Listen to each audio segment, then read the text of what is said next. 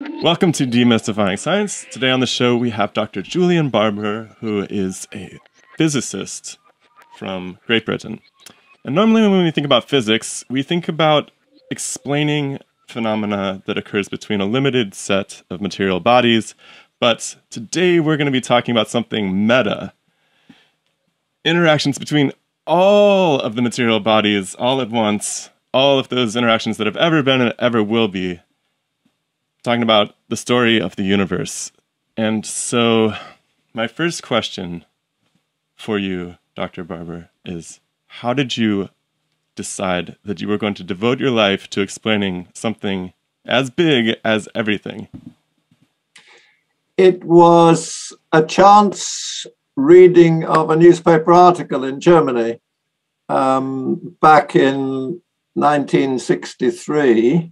And I was studying at that stage to be an astrophysicist because I'd got very fascinated with astronomy at the age of 10.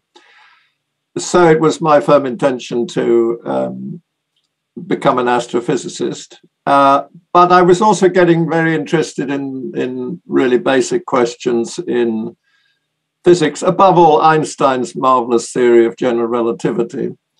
So I was interested in that.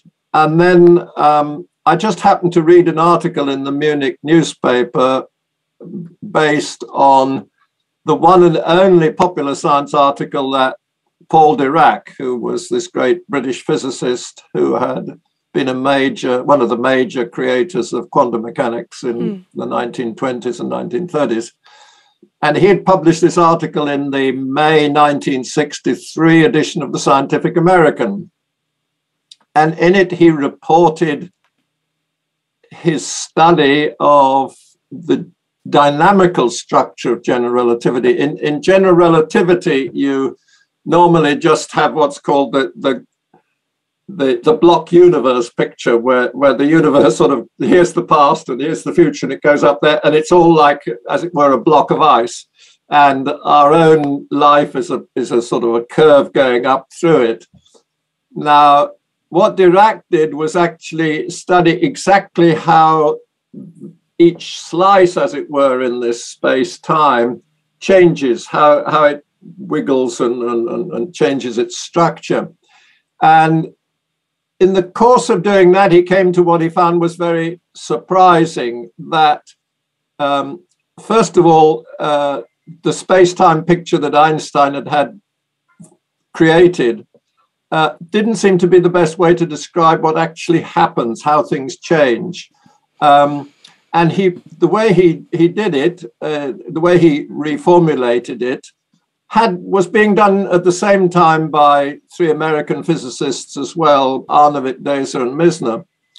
But he drew much more dramatic conclusions from it than they did.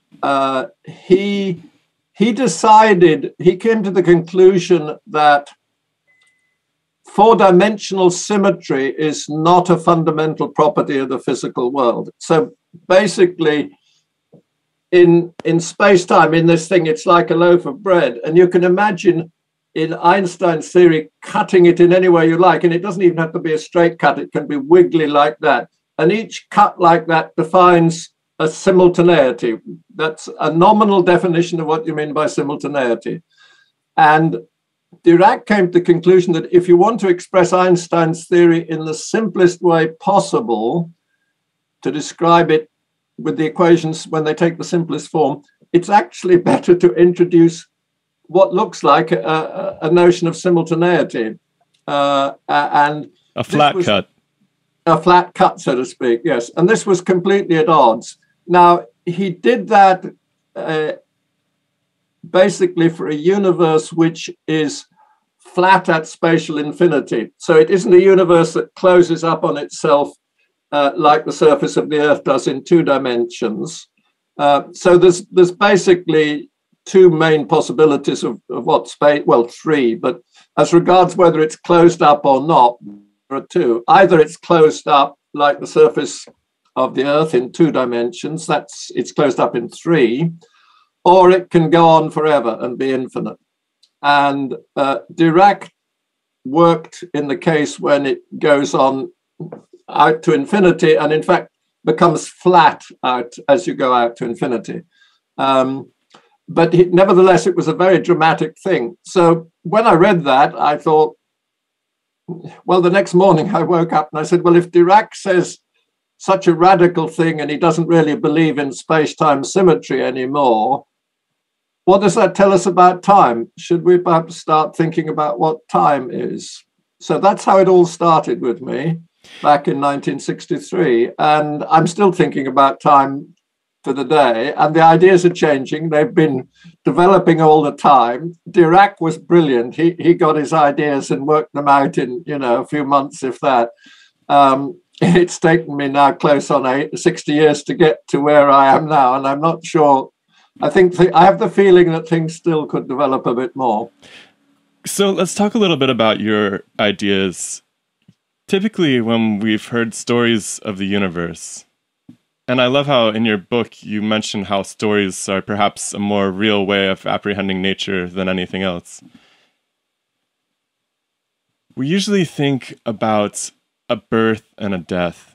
We talk about the Big Bang or the heat death of the universe. It's almost as if as humans we're trying to map our own experiences in the universe onto the whole universe itself. But it seems like you apprehend it a little differently. You kind of imagine this universe that's in perpetual oscillation between these two forms of order and chaos, and that they pass through this reversal point, which is the title of your book, the Janus Points. That's one possibility.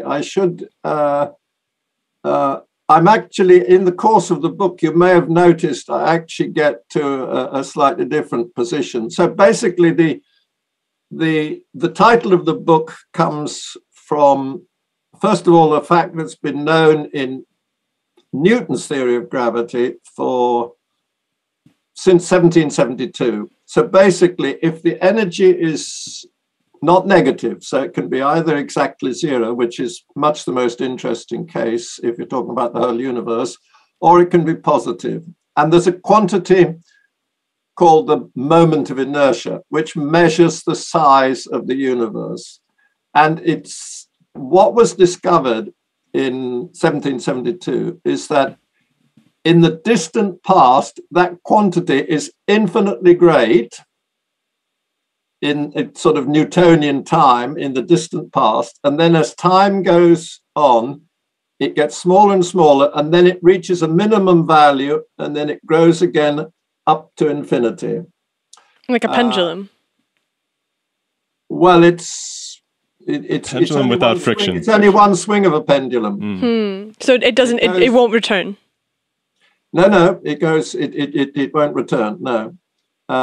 So that's what happens. So that's what I call a Janus point. Now, what's much more interesting? Now, first of all, talking about the size of the universe really presumes that there's a ruler outside it, and Newton really did put in, so to speak, an absolute ruler, because he had what he called absolute space, and that included a notion of absolute size. But that is actually ridiculous, because we're inside the universe. We can't grab hold. I mean, I can pick up a ruler, which is a physical object in the universe, and I can measure how big my screen is and things like that. So size has to compare two objects, one to another, essentially, that are within the universe. So and the universe, by the way, that's everything in existence and all of the relationships between it. So my way that I think about the universe, and I'm not alone in thinking this way, is you could imagine a two-dimensional one, which is like the surface of the Earth, and there would be lots of creepy crawlies. Let's say there's just Earth and it's smooth. There's lots of creepy crawlies wandering over that spherical surface, and when you look at it, it just seems to change. You see a different pattern, you see a different picture.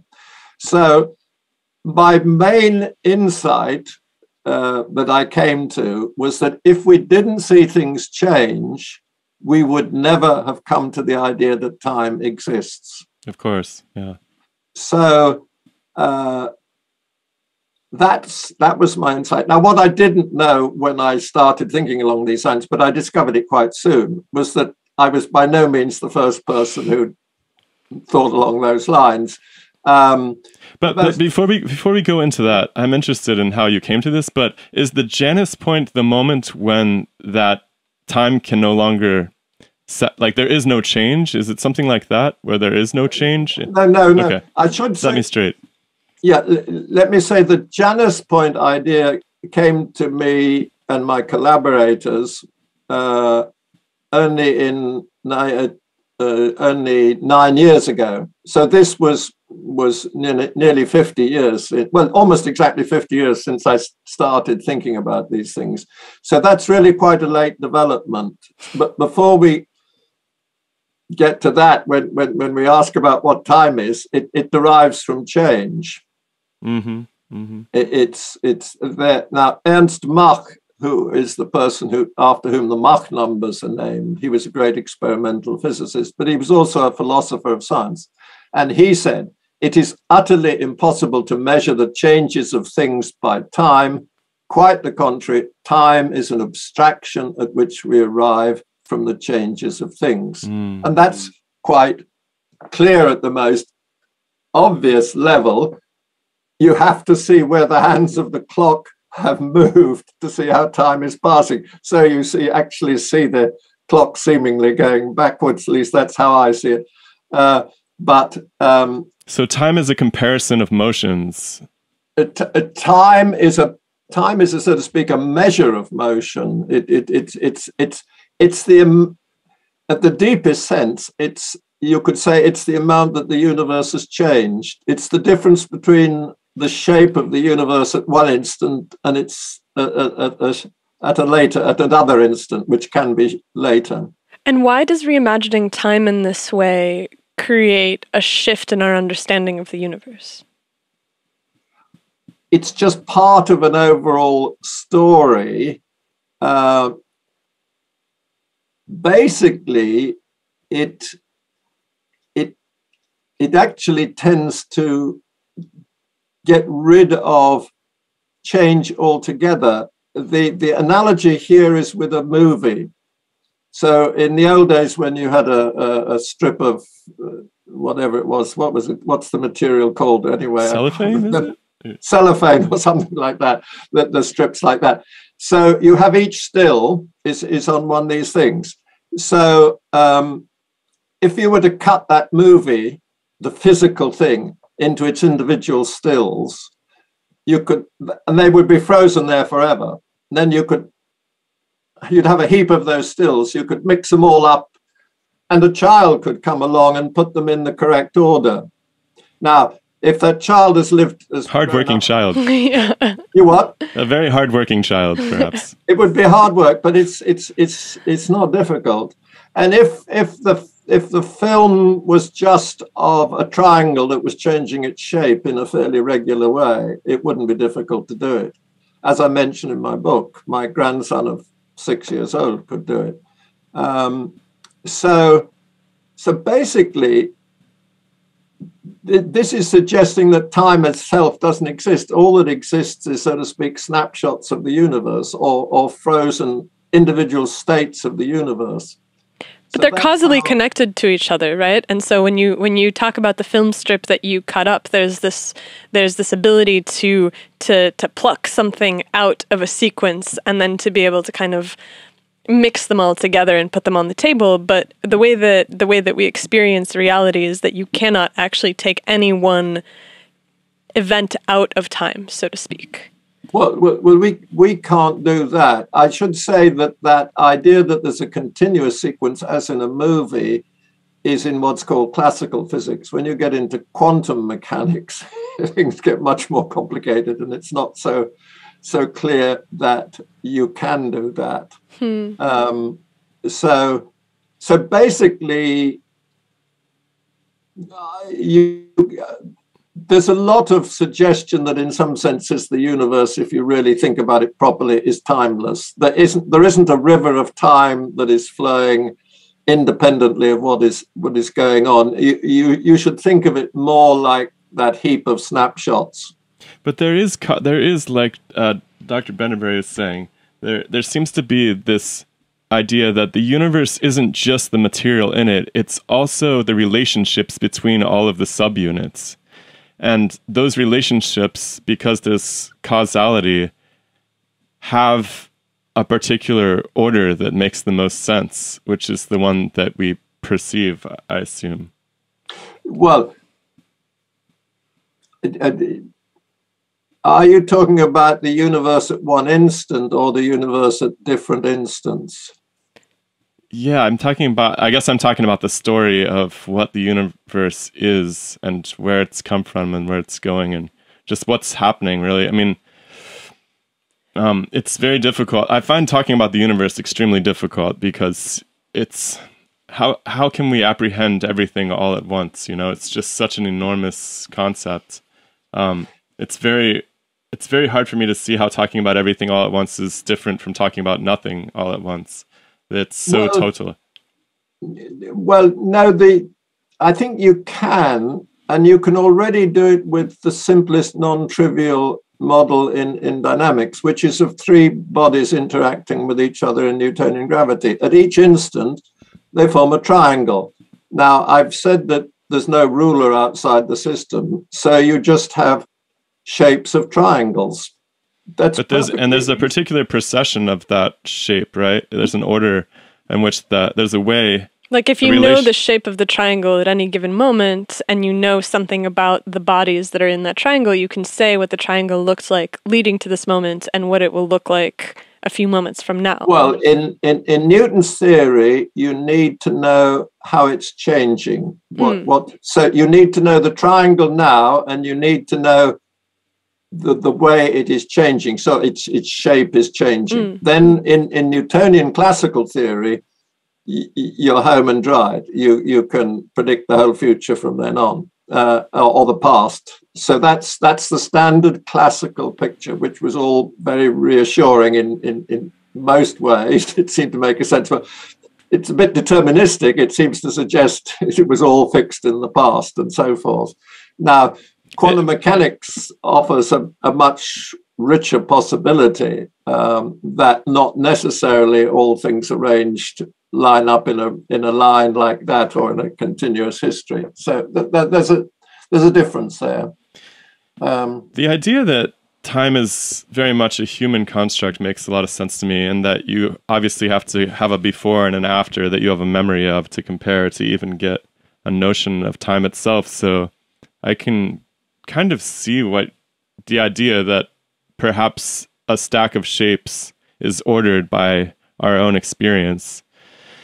My question is still trying to understand this Janus Point idea that there are reversals in the way that things flow. Can you orient us to this concept a bit? Yeah, well, we got distracted in a way. So we love to do that. All I was talking about was how the size goes from the Newtonian size, which anyway we can't observe within the universe, goes from infinitely great down to a finite value, and then it grows again. But much more interesting is how the shape changes. That was the energy, right? That was the motion in all this material, right? That was the... Well, that's... In Newtonian terms, the energy has to be, to have exactly that result, the energy must not be negative. But actually something very similar happens often when it is negative, but that's a minor issue. The thing that is much more interesting is what is the shape of the system. So typically, if you have lots of particles interacting through gravity, when you come to this Janus point, the lowest point, at that point, the particles are behaving more or less like a swarm of bees.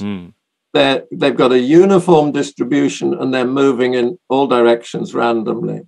As you go away in either direction from it, the motion gets much more ordered. You find that clusters form, and in particular, very often there are clusters which are just two particles, which I call Kepler pairs because they're obeying Kepler's laws of motion in planetary motion. Those two particles go round each other in a very regular way, and they then act actually as a clock. And all of these pairs that form as you go away in both directions from that Janus point, they behave like a clock that keep very good time because they're all marching in step. They're all keeping, so to speak, the same time. And these create sort of helices throughout time, it seems like, looking at one of your figures. They're sort of like helices, the way that you show them plotted against time in your book, it seems like. Well, that's because of I'm showing them in on the page that's meant to represent a different instance of time in the normal way we think about time. But at any instant, that they're just two particles like that. But you can think of them as going round. So the background you see of my study is the rest of the universe, so to speak, and you can see those two particles moving relative to there. To get a better picture of what the universe is really like, you should see all sorts of creatures behind me flying around in different directions. But out there, way behind me, there would be also things going on. And this is exactly what we see in the universe. There are lots and lots of stars, double stars, triple stars, going around each other throughout the entire universe. And which side are these at the far ends of the graph? These ordered structures, or are at the extremes? These are at either end of the thing there. Yeah. And is the Janus Points idea just that continues, like that? There's an oscillation between these different moments. No. You should just think of them as a static picture once and for all. And the thing about that is that the direction of time is determined by how the universe gets more structured. So in some senses, each half of, if that is what the history of the universe is, and by the way, I'm changing my views on that. There's actually a more interesting possibility, which is not like that, which I also put into the book. And I'm getting more and more interested in and think that's serious. The point of the reason why I think the Janus point is a valid thing is that it completely changes the ideas of why there is a direction of time, why we think time flows in one direction, which is always, this is to do with entropy and heat death. And that has been a mystery because the laws of physics, the known laws of physics, don't distinguish a direction of time. They work equally well going that way or that way. There's nothing in it. But then the question arises is why do all the phenomena we see in nature appear to go in one direction? Like our own lives. Why do we all get older together? And in the same direction as the stars, we never meet anyone getting younger and so forth. So this has been explained.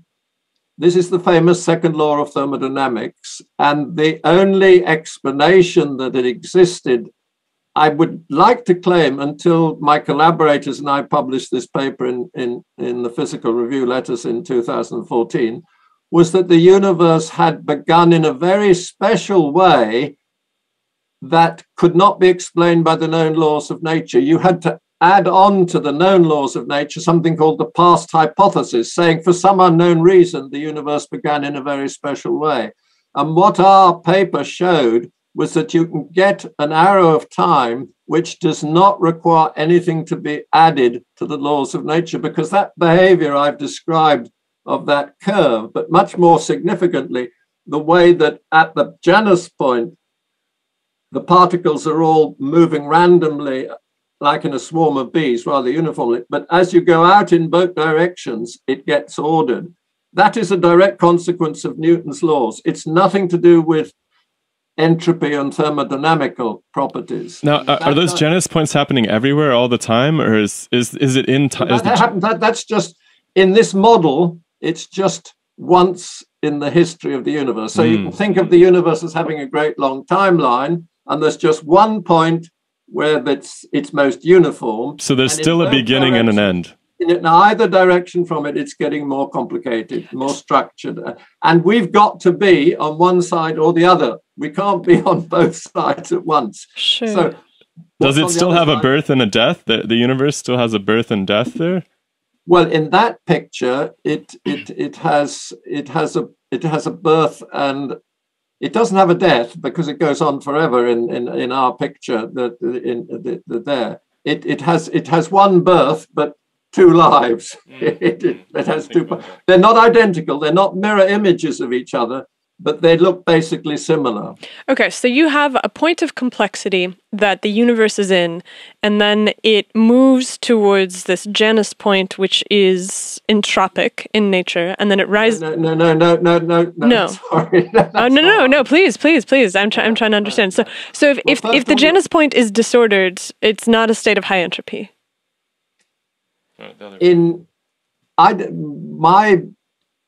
think we better say a little bit about entropy and thermodynamics. Sure. So entropy and thermodynamics were discovered from the study of steam engines. There's a very wonderful little book written by a Frenchman called Sadi Carnot, published in 1825, where he showed how you make a steam engine that is more efficient than any other possible steam engine.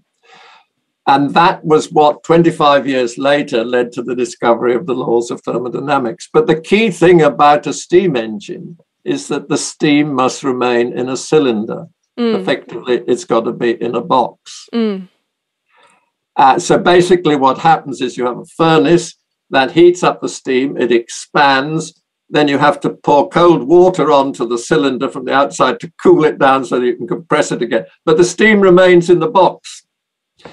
And the whole of thermodynamics and the notion of entropy was developed using the idea of a system in a box. And nobody in any of the books or papers that I've read have said, how is the situation changed? At least I haven't seriously questioned, how is the situation changed if the system is not in a box?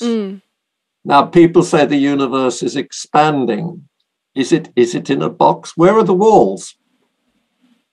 Well, there are some ideas about that in modern cosmology, but they're speculative. And they're not really real walls anyway. So that just changes the story. You have to think about things in a quite different way. And in this situation... Couldn't it be closed without being in a box, though? Because if there's no external material, then you can't lose any motion to external material. You can't lose energy to it. Yeah, like if we're talking about everything that exists, there's nothing outside of everything that exists, and so it creates a border for the system, even though there's no box. No, the key thing is that it can, in the normal way of thinking where you think there's a ruler, it can go on expanding forever. That there isn't a box, and it's in the normal story with entropy is you imagine you've got a whole lot of molecules in a box, and at an initial time they're all down in one corner of the box, which is that's the sort of the ordered state. That's a special state because they're all in one corner of the box, but they're all moving around in that corner. That's where we're at. So very soon they spread out, they hit the walls of the box, bounce off it, they bounce off each other, and very soon they're spread out uniformly in the box. And then you can wait for trillions and trillions and trillions of years. They might eventually come back down to that corner, but not in anyone's lifetime. And that spreading out and becoming uniform is the growth of entropy. It's called the growth of disorder because you've gone from an ordered state. And I'm just saying this is completely inappropriate for thinking about the universe. That's not that. I don't think that. The fact is, thermodynamics was discovered 80 years before the expansion of the universe was discovered. And I don't think people adjusted their thinking to the new reality that the universe doesn't seem to be in a box. And anyway, they didn't have much idea what the universe was like anyway in the 19th century. And so if we're talking about the Janus points, so if we talk about the gas in the box, you start at this ordered point and the gas expands throughout the box. And so you go from a state of low entropy to a state of high entropy. And you're saying that it's possible to think about that in the context of the box because it is this very controlled system where there's no ability to leave it. And when we talk about the Janus point, you say that it is, you imagine it as being this point of a swarm of bees, which is a very, what I'm trying to ask is, if that's not entropy, then what is that disorder? Well, if at that instant you could put a box round it, sure, and so that if you put a box round that swarm of bees, then you've got a length, and then you can define entropy, but you actually have to have that box there to define entropy. Well, so if I was an anthropologist traveling or a scientist traveling through time, and I had a magic box, and I could just take a box of a three-dimensional box and look at it, the difference between the sample of the three-dimensional box at the Janus Point versus the three-dimensional box at the point that we are right now would be that there's an increase in complexity. Complexity is the key, and he uses this new word in his book called entaxy, I believe, which is supposed to be a substitute for exactly address this concept. It's just to emphasize that in a system which, in the normal way of thinking of it, can expand freely, you have to completely think in the opposite way. Because rather than tending towards greater disorder, it appears to tend towards greater order, right? Because people talk about the heat death of the universe, which is supposed to end in everything being disordered and cold, but that doesn't seem to be what we see when we look out into the stars or into the heavens or into ourselves. We see exquisite order. Yeah, yes. Well, that's all. People argue that is compatible with the laws of thermodynamics, but I don't really trust the arguments. I don't think they're really sound when you look at them.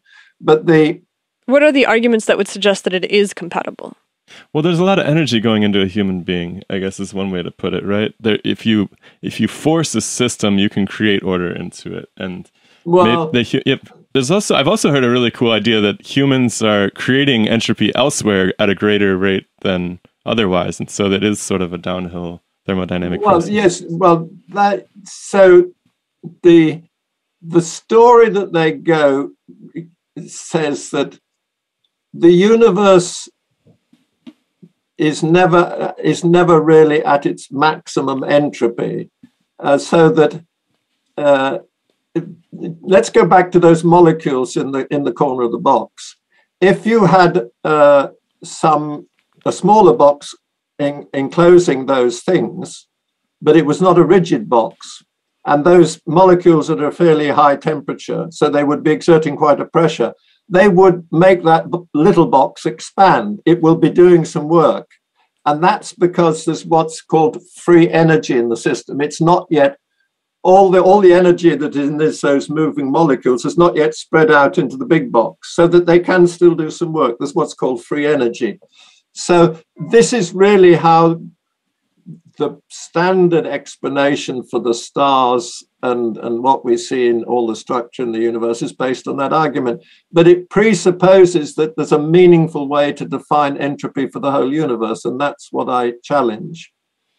That's why it's so hard to talk about the universe. It's just so all-encompassing. It's really difficult.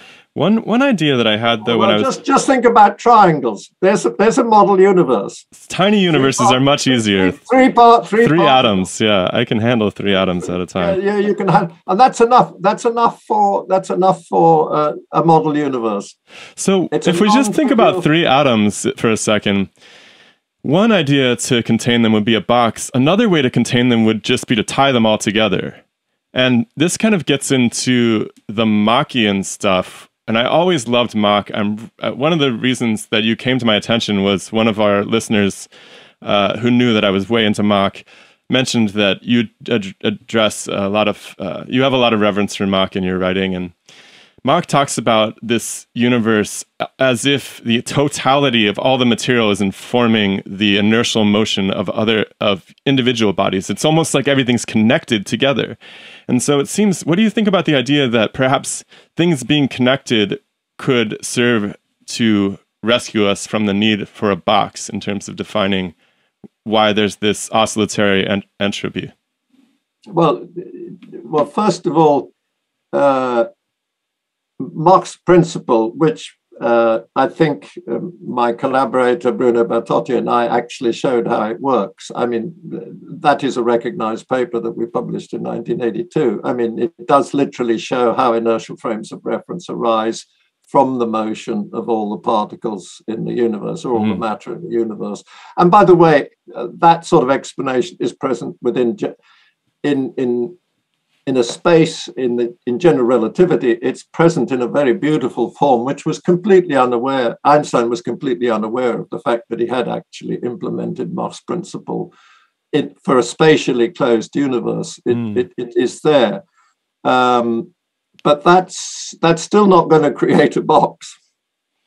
I guess what I'm thinking is that the particles, if they're actually, or the atoms or whatever, if they're all actually tethered to one another, then they can only go so far before they have to come back together again.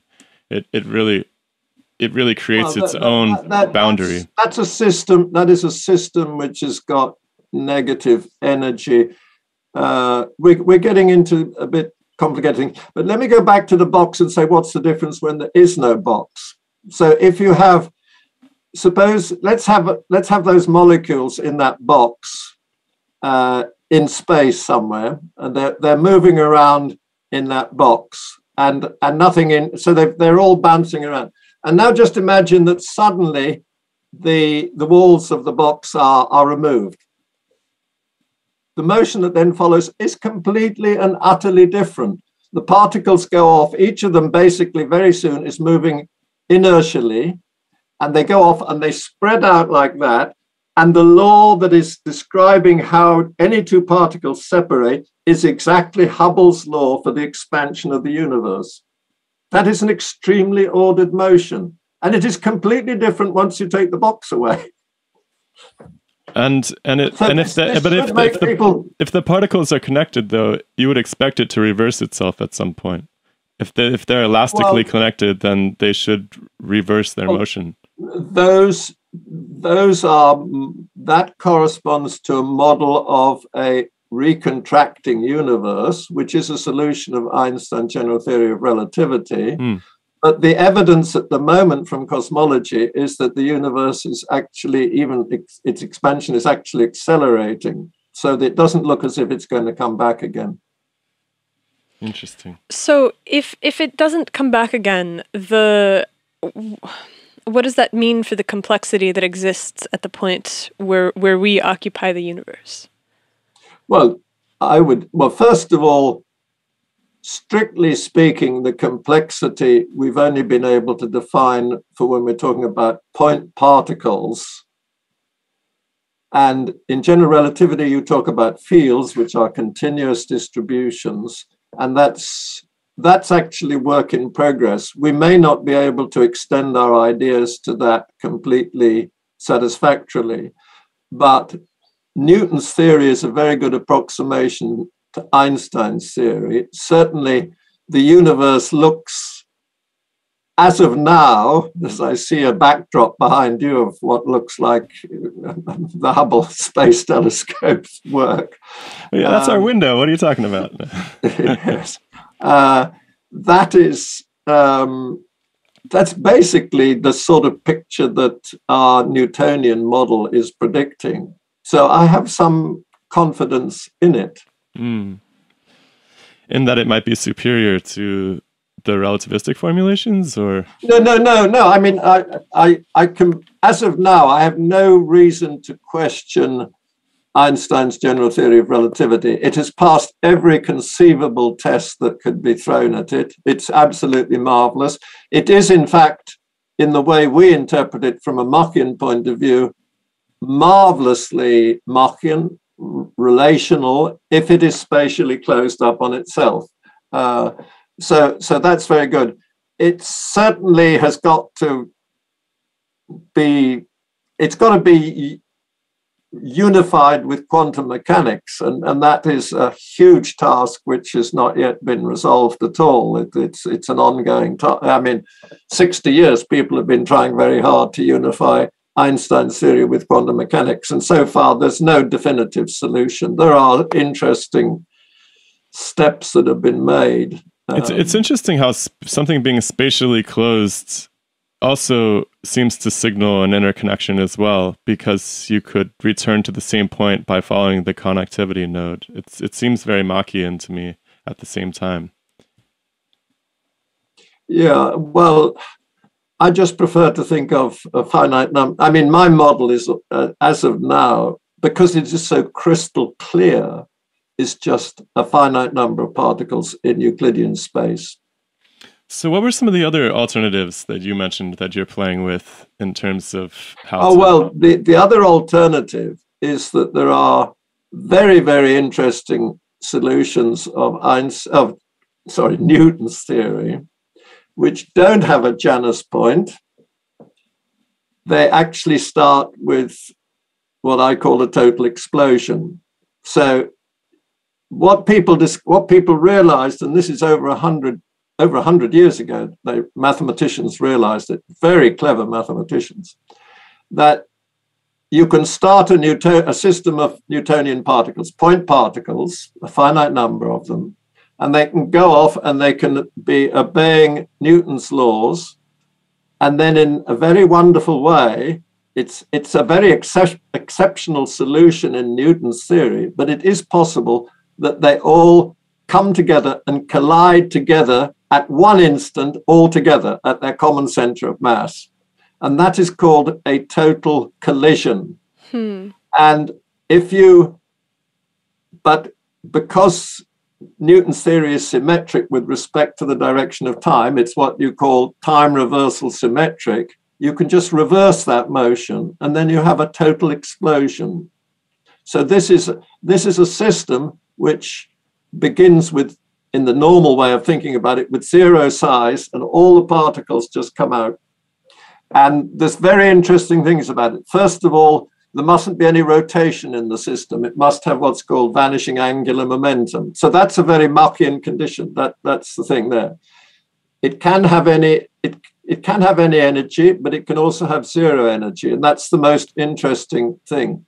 But what is really interesting about these solutions is that this quantity, which we call the complexity, which is a very, very interesting mathematical quantity, has its absolute minimum value when it starts. It starts with the most uniform state that the universe can have, this model universe, and then it just gets more and more complicated. So it's very like half of that Janus Point solution. It's only one half of it, but instead of it being like a swarm of bees at the Janus Point, at that point, it's a very, very uniform thing, and it can almost, if there's a huge number of particles, it can almost look like a crystal lattice where they're all arranged. They're absolutely marvelous, these special solutions. They start off like a perfect sphere with the particles very uniformly distributed within, with a very uniform distribution. Very, very remarkable solutions. I think this is... How is this distinct from the Big Bang? It's very like the Big Bang. How did they get arranged that way in the first place? You what? How did the crystal get formed in the first place? No, it's just there. How do you get formed? Well, when a man loves a woman. That's the ultimate mystery why anything is here. I asked my parents, but they wouldn't tell me. But the when you get older. Newton's theory says this is a solution of his equations. That makes sense. It does beg it's interesting. It does seem like we started the story. It starts the story in media res, though. It's like, you know, I do wonder. But isn't the question upstream of that of why there is something rather than nothing? Well, right? Because isn't that the primary question? Because if you have to assume something, but something with a particular configuration. Well, over long enough timescales, can't you occupy any configuration? Yeah, but if this is supposed to be the first points, why are there no points before this? Yeah, so there's no points before this. This isn't something that material. There's no change. Well, there's a very nice way of thinking about this, which is closely related to this. Can you think of any triangle which is special? Special? Can you define special? Like wholly unique? Probably not. Yes. Is there a unique triangle? I mean, in the sense that a triangle has rules. We could vary We could infinitely vary the angles. I suppose there's infinite divisions of angles that we could vary. But they would still always sum to 180. That's not one special triangle. Is there one special triangle. Like one that doesn't sum to 180? No, they all got to sum to No, but 180. they're Right. that look different, that look wholly unique. Well, I mean, I don't think Because if so. you made a unique one, I could probably copy it, I think is what he's... Yeah, is that where you're going with this? No, it's very simple. It's the equilateral triangle. I see. You think about it. It's the only one that has all of its angles equal. All of its sides are equal. They're all very unique too, in a way. Yes, I mean, that would make us say that we're... All shapes are unique, but only one stands out as really very special. Well, you're saying that it's special because its ratio is 1? I mean, I know that you're a big fan of ratios as being significant. So is this... It's got to be that. Well, it is actually it's a very special quantity in Newton's theory of gravity. It's very special.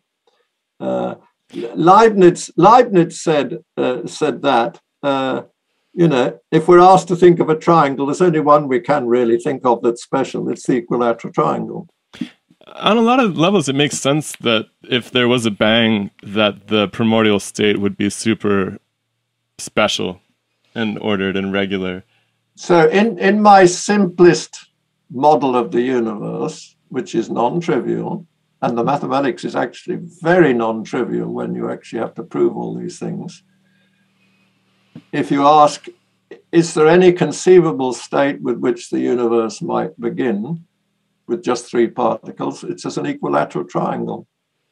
But isn't the equilateral triangle a particularly stable conformation? Wouldn't you expect it to start from something that is able to give the push for all of the motion that comes afterwards, rather than something that's... But you're very speaking very anthropocentrically. You're putting your own...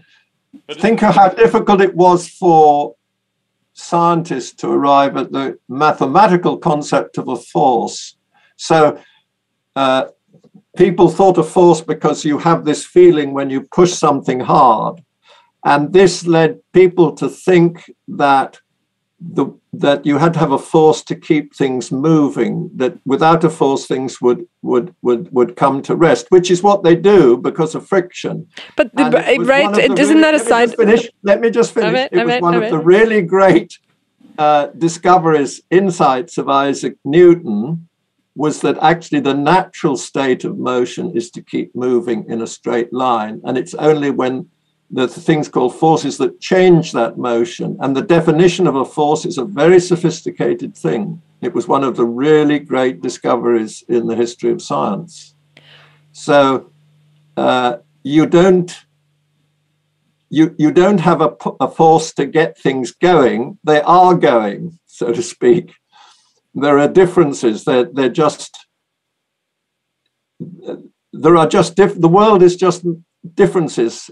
Each instant of time, the universe is different from an earlier one or a later one in the normal way of thinking about it. But here we're talking about the first instance. Yeah, isn't it giving it a birth the ultimate anthropomorphization? In some No, ways. not necessarily. How Because what about numbers? Well, numbers 1, are 2, very... 3. I mean, 1, 2, 3. There's a first integer. You could go negative, And right? that's not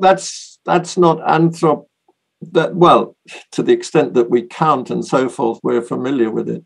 But we can certainly think of numbers, and there's a first number 1.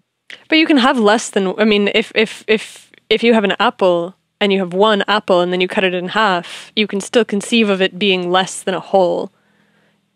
Well, right, and so that's very... But then you've made 2 things, and you're talking about that. Unless you have an ontological category for apple, and you're like, well, the apple is the whole, and now I have part of the whole, right? Because you don't have 2 apples at that point. You have 2 halves of an apple. But in mathematics, they abstract away from the individual details, and they just think of numbers in the practical way that we do. And there are key properties. I mean, if you have apples and you don't start taking a knife and cut them in half, you count them in one way and you get a value. Then you come back, you mix them around, you count them again, and you find that you've got the same number. and so will Michael. And so these are very profound properties of numbers, and they start with 1, and then you put another 1, 2, and you get 2, and then it goes on, and you can immediately see that there's no way to stop. You can just go on up to infinity. And there's all sorts of extraordinary things. Then you can prove that there's as many even numbers as there are all of them integers. There's as many of them as there are even. Galileo knew these things, and there's just as many that are all. It all comes out of numbers, but the starting one, the first one, is 1. So when we're talking about shapes, the analog of the number 1 in numbers is the equilateral triangle for shapes of triangles. In a rather similar sense. It makes sense that it would be a good starting point for a story, but I'm not sure how we'll ever be able to rule out the idea that there were other stories that preceded this story. Right, because if you look at nature, and let's say you have an apple tree and you're attempting to count apples, you have to set some arbitrary point where you're like, this is an apple and this is not yet an apple, because at some point the bee will fertilize the blossom and the blossom will start to produce the fruit. But there's an entire continuum of time where the apple is not yet what you would call an apple. It's certainly nothing that you would eat. Can you count the flowers as an apple? Like there's just this infinite, in nature, there's this almost infinite ability to... Integers are an artificial construction that we have created in order to be able to categorize and put things into bins and count, but that's not how nature looks or works. You don't have a single crystal. If I may disagree with you, of course, please. Next time you go to the grocer's, I think you will find that you can count the number of apples you want to buy. But that's inside of a human system. I want to have 6 apples, please. They'll give you 6 apples. Yeah, that's entirely artificial. Yeah, that's artificial. What I'm saying is that if I put you in front of an apple tree and I'm like, tell me how many apples there are here, in order for you to count the apples. Look, if you don't mind, we're getting rather distracted from things. I thought I was being asked about things, not being lectured by you two. Well, I mean, this is something that I deeply... Sorry, it's fair enough, but I think it's going a little bit more than I want to go in that direction. As you wish. As you wish. No, sorry, but I am used to being asked to appear to talk about what my ideas are, not to be lectured on what you think about the universe. Oh, well, that's the point of the show. The show is to bring people who have developed ideas about the universe and to put our own ideas down and to have it. Yeah, we want to have a conversation. Right. Well, you didn't warn me about that. Sorry, yeah, we just want to have a conversation about it. And I'm sorry, my patience was getting a bit short. Now, you can show this if you like, and you can let your viewers make of you what you like, whether I'm being rather arrogant in saying I don't want to continue the discussion going along in those lines, which I would frankly describe as nitpicking, if you know what that means. I know what an apple is when I see it, and I know how to count apples. My point is that we know how to count apples because we have created these edges for how you can count an apple because you encounter it in a specific environment. And when we start to look back to things where we talk about the origin of the universe, or we start to talk about the way that nature fits into this integeric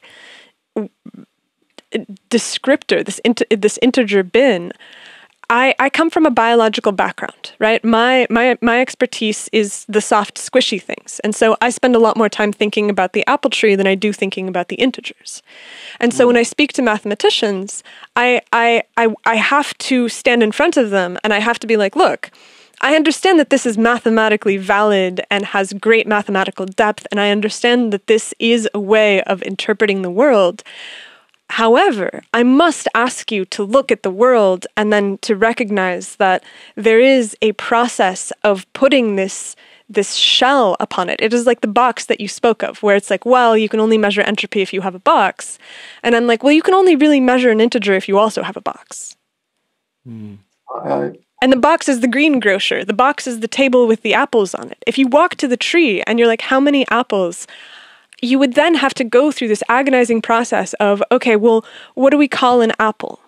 where does the apple begin? How many apples is the apple that's down on the ground beneath the tree still considered an apple? Is the flower an apple? At what point it's this infinite splitting of the integer. And so when the mathematician says we can look at the universe and the universe has integers and there is the one, and I'm like, well, biology doesn't seem to obey that. And if you look at the atom... Do you mind if I say something? Please, please. Yes, sorry, yes. First of all, I would say there's a good practical level that there's a more or less continuous skin which defines an apple. And that goes, I understand, for all of the cells in biology. The great thing is that they have a membrane. So I think at a practical level, there is a very good distinction of when you have an individual entity. It may break down at certain times, that's it. But the point about physics as opposed to biology, and I'm not against biology, it's absolutely fascinating. In many ways, it's much more interesting than physics. At the level of physics, physicists have to work with numbers and work with them. And they've had phenomenal success up to now. We wouldn't be talking to each other in this incredible way if physicists and engineers did not use numbers. This is absolutely true. And so the point... Yes. So what I'm saying is when I make a model of the universe, I have to be allowed to use numbers. Absolutely. Nobody else is trying to describe the universe without, in some form, using mathematics. And very often, nearly always, it involves numbers. They use art and you mentioned at the end of your book, which I really loved, that people also use art and poetry and music to apprehend the universe. And you allude to perhaps that's even a more, I don't want to say better, but a more reasonable way to apprehend what's happening. I wouldn't deny that. No, that's fine. I mean, biology, art is all, and maybe I wouldn't underestimate art at all. It may be getting much closer to the real deep things of life and the universe. So I wouldn't in any way disagree with that. But if we're talking about trying to make a physical model of the universe, I think it's going to be impossible to do it without some numbers and some geometrical structures and so forth. Modern physics is about very sophisticated development of geometrical notions and things like that. And that's at the level at which we're talking about. Whether we get into bigger things about art and more, that's another matter. Well, and the reason that we kind of went down this line of questioning is that there's an assumption that is present in the Big Bang and in this complete explosion, which is that there's a crystalline beginning, and so it begins at the one. And to me, that seems like the germ of spontaneous generation. And this is not particular to your theory, this is particular to the theory of the Big Bang that, as I have always heard it, which is that you have a point that just simply is. And it is... Well, yes, just as the equilateral triangle is in mathematics, in geometry. But the mathematical conception is not connected to reality. Reality is in a way that is distinct from a mental image of an equalateral triangle. Like this object is the equilateral triangle can map onto material reality, but but it's obviously just an approximation of material reality, right? Like the physics is actually studying material surface-bound objects, right? And the geometry is great for describing those and working with their relational distortions and interactions between one another. But ultimately, there is a material reality that physics and mathematics is describing. And so how does the equilateral triangle come to be fully formed? Like it's almost like, was it Athena that sprang from, I don't know my Greek mythology very well, but the head of Zeus. There we go. So fully armored. But no, I mean, I'm rather inclined to the Platonic view of mathematics, that there are these mathematical forms but I don't think that that's an essential part of the discussion. I mean, physics is always only producing some mathematical description, trying to produce a mathematical description of the universe, of phenomena. And the fact that it is doing rather well is confirmed by its ability to make predictions, which are then verified by experiments to an absolutely extraordinary degree. The success of Einstein's theory of general relativity is absolutely amazing how well it's been verified. So this has to be taken seriously. But that's I don't think up for debate.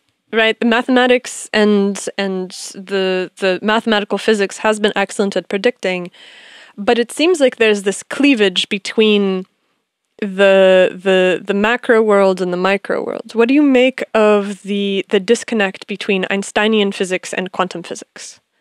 Do you think that's an unsolved problem?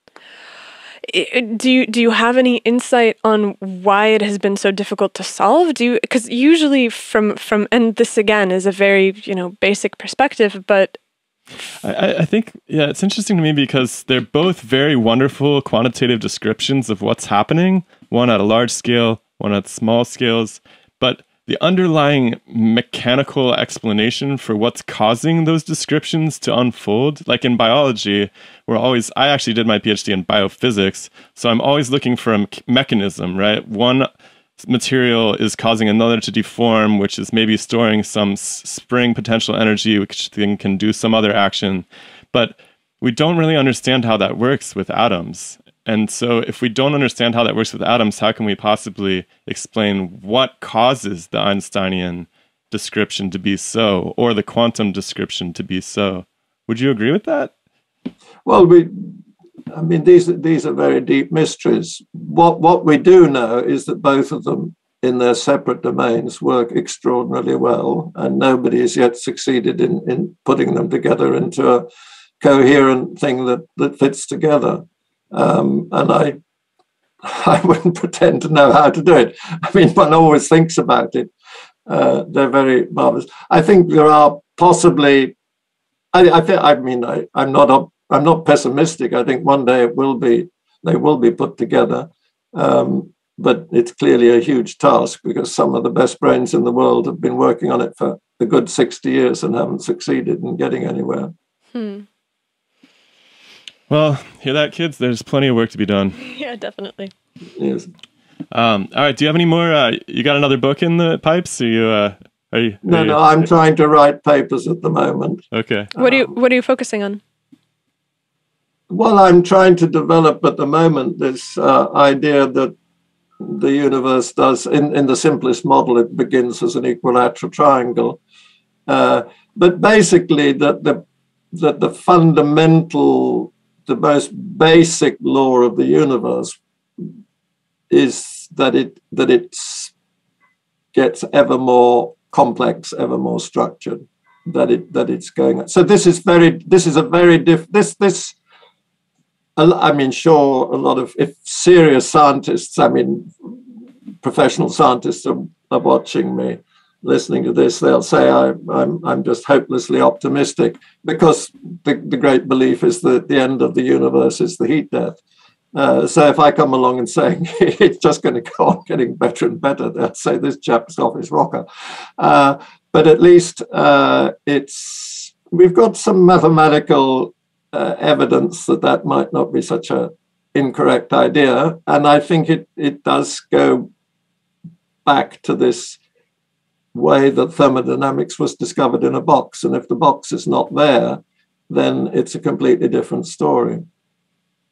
And that's hopeful. So I'm working away on ideas like that. I have several collaborators now working with them, and I'm enjoying that. I appreciate more than anything the optimism of your theory, which is that there is this sense that whether or not we agree about what came before the equilateral triangle, I do think that there is a great need to have a perspective on the world that is not that this will all turn to ashes and all will be forgotten, and that there's no arc towards increasing complexity, and that it's just this meaningless wash that we find ourselves in, that, you know, from ashes to ashes, from dust to dust. I think that it's almost an atheistic conception of the world, of the universe, which is that there is no birth, there is nothing better. No future? There's no future. Yeah, there's nothing that will come later. And I think that it's hauntingly awful for people to live in a universe that is slated to die. Where the things that they do... It's cast a pall since the discovery of thermodynamics.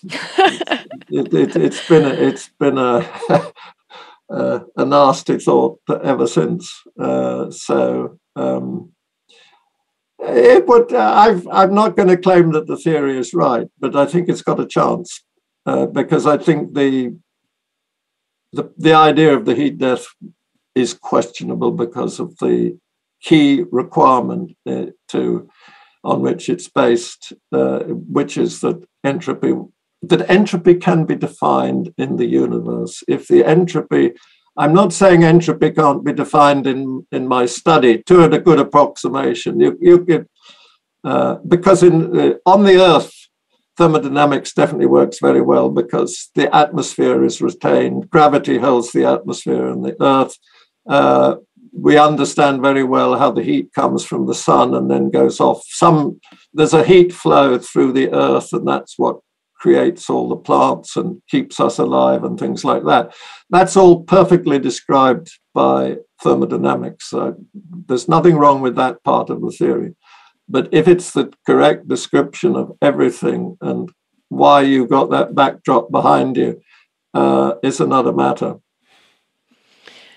And I think that the world needs the expansion of possibility, because science is often limited by the beliefs that become fixed, which is kind of unexpected because you from the outside, when I went into science, I looked at it from the outside and I believed that, you know, I would go to graduate school and I would enter into this place where we would be able to sit and discuss the high and mighty ideas about the universe and everything, and we would seek to understand something about nature. And what I found very often is that there are heuristics that are necessary in order to be able to do science the way that we do it now, which is that you accept that there is this chunk of information, which is that you start from, and these are the things that can't be questioned. Like in biology, for a long time, it was the central dogma, right? DNA to RNA to protein, there's no alternatives. And then it took many, many decades for people to start realizing that, well, it's actually much more complicated than that. It can go back in other ways. And those beliefs for a long time were very self-limiting, because you arrive and if you start to be like, well, what if RNA doesn't work this way? What if it works in a different way?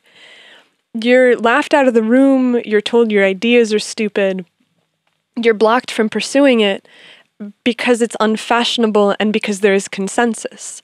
And it takes a very long time for people to come to realize that science is about possibility. And for some reason, it seems to be mostly we find older professors, older scholars are the ones that have really cultivated the sense that there are theories that are the standard, and yet just because they are the standard does not mean that they are right. No, I totally agree with that. And after all, I'm trying to do exactly the same myself, so I would agree with that. No, it's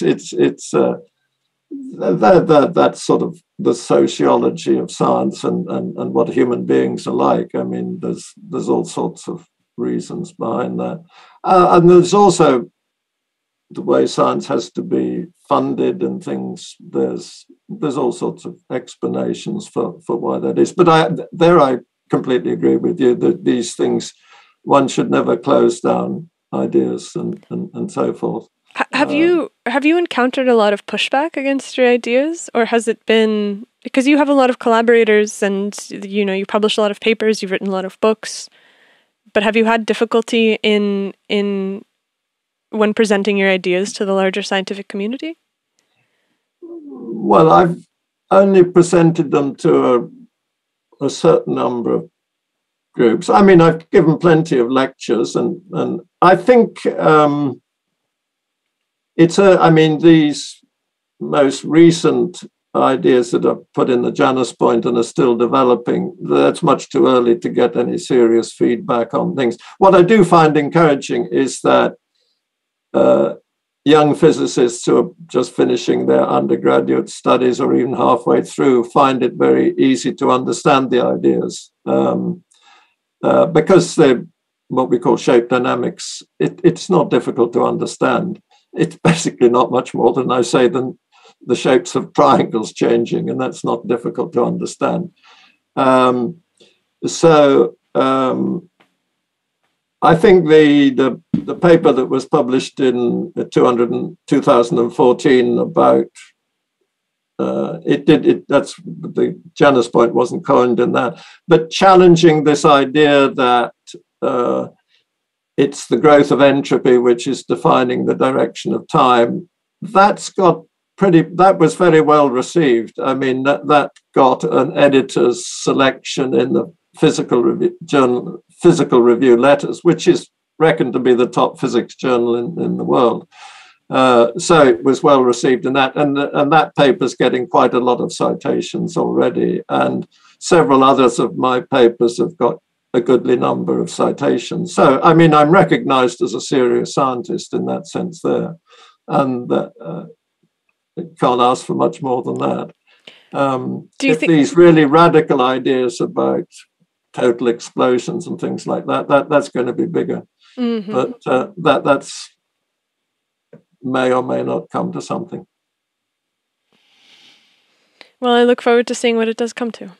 And I appreciate you bearing with our biological perspectives. I think we tend to, talking about the universe, it's all about stories, stories for what came and what will come. And we tend to see, I think we honestly, we look at the world and we see biology everywhere. We see biological forces, if you will.